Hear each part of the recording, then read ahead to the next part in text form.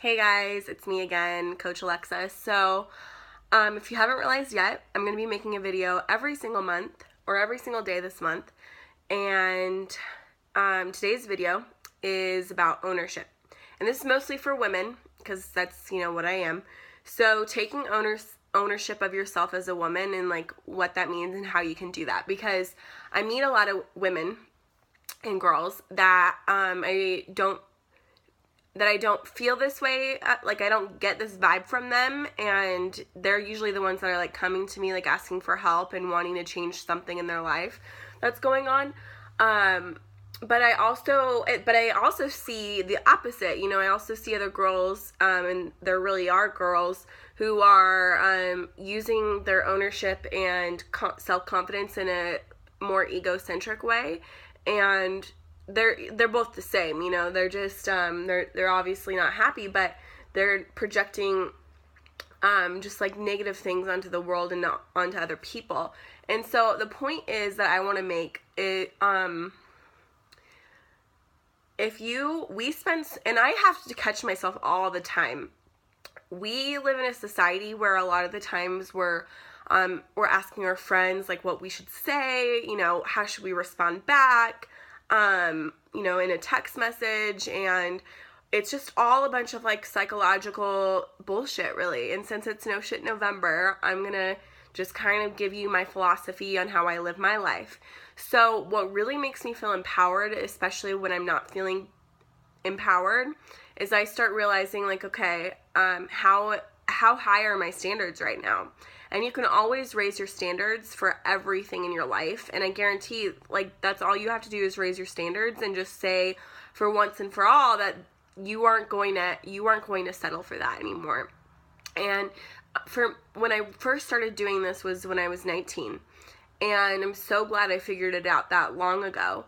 But I first just started looking at the kinds of people that were in my life. And if you are the most hungry person in your life who has like the biggest goals, you are in the wrong group of friends. So you need to be surrounding yourself with people that are hungrier than you, that have bigger goals than you, and that have higher standards than you. Otherwise, you're nothing's gonna happen. You're never gonna change. You're just gonna become one of them. There's that saying that's like, if there's 4 broke people in a room and you're the 5th person, there will soon be a 5th broke person.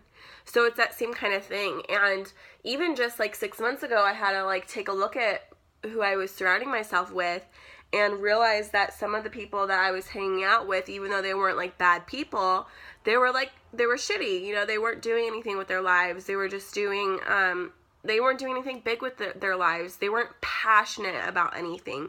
They were just like doing what they thought they were supposed to do, like going to school and working their 14 an hour job, or whatever, or working at a call center still. And it's like, I'm at a point in my life where I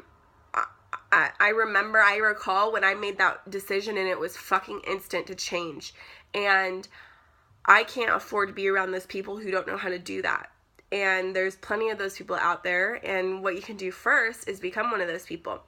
And this means really just jumping on the no train is what I like to call it. So just saying no more often and not worrying so much about what people think.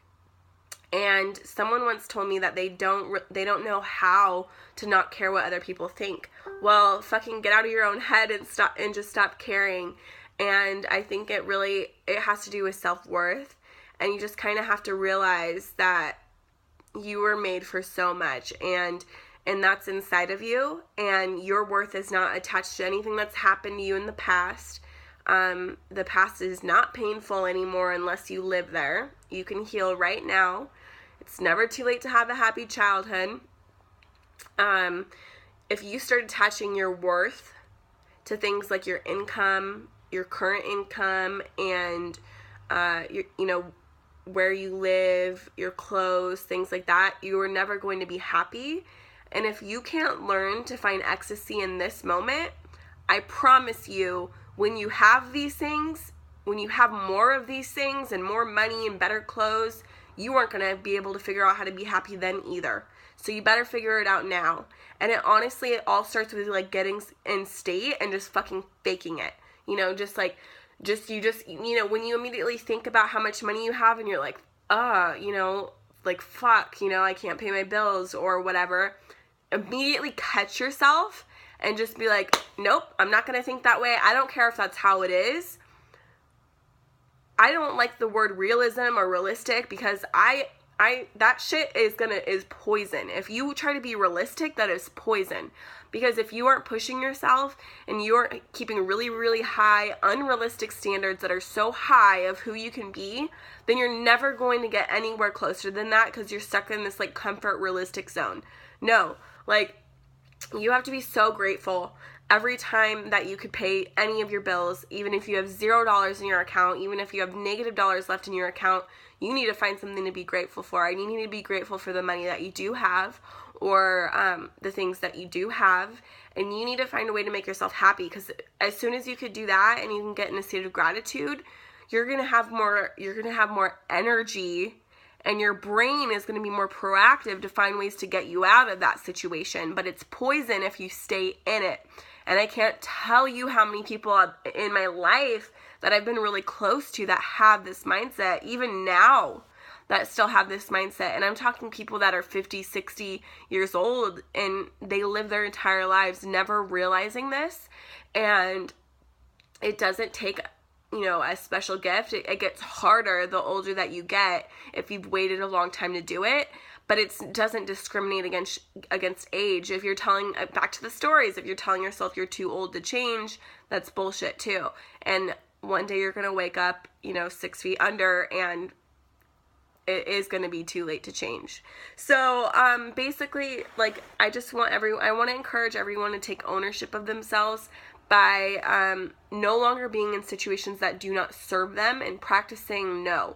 So if when you're talking to people in your life and communicating with them, if they are like 110% like uplifting and moving you forward and doing better than you, then you might want to consider not talking to them anymore. And that's really all I have to say. So thanks for watching. Share this video, comment below, and I look forward to speaking to you tomorrow. Thanks.